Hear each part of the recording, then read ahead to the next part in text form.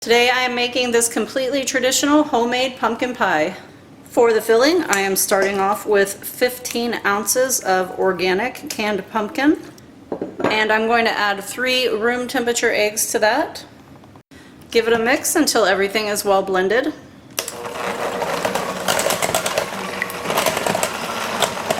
Scrape my bowl, and I'm going to put this over to the side.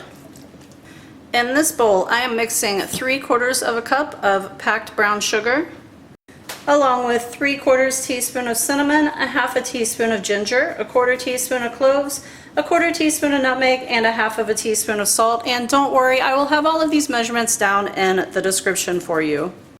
And now I'm going to add my very well mixed spice and sugar mixture into my pumpkin and egg mixture. Mix it up.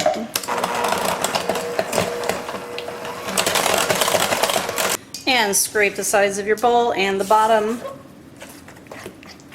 Next, I'm going to slowly drizzle in 12 ounces of evaporated milk while I'm mixing.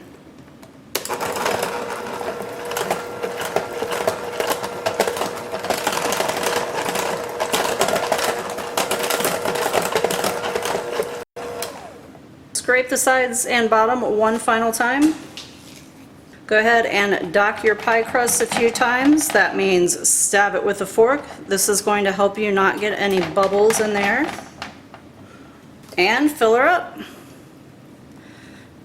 You can obviously use a store-bought pie shell if you would like to. I will also leave you the recipe to my homemade pie shell if you would like to make it homemade. This is going into the oven. I like to put mine on a sheet pan. Not only does it make it easier to take in and out, but if it happens to boil over, you don't have a huge mess in your oven. This is going to bake at 400 degrees Fahrenheit for 15 minutes, and then we're going to reduce the heat to 350 degrees, and it's going to continue cooking for 40 to 50 minutes until it looks like this. It is definitely going to puff at some point, and that is perfectly normal. And when you take it out of the oven, you should have the center just a little bit jiggly. I am actually putting this back into the oven, and I'm just going to keep the door cracked because that's going to keep it from getting cracks in it as it cools down. So this goes back into the oven. Door open, oven turned off. Go ahead and serve this up with some homemade whipped cream. If you enjoyed this recipe, be sure to like, share, and subscribe. Thank you so much for watching, and happy cooking, everyone.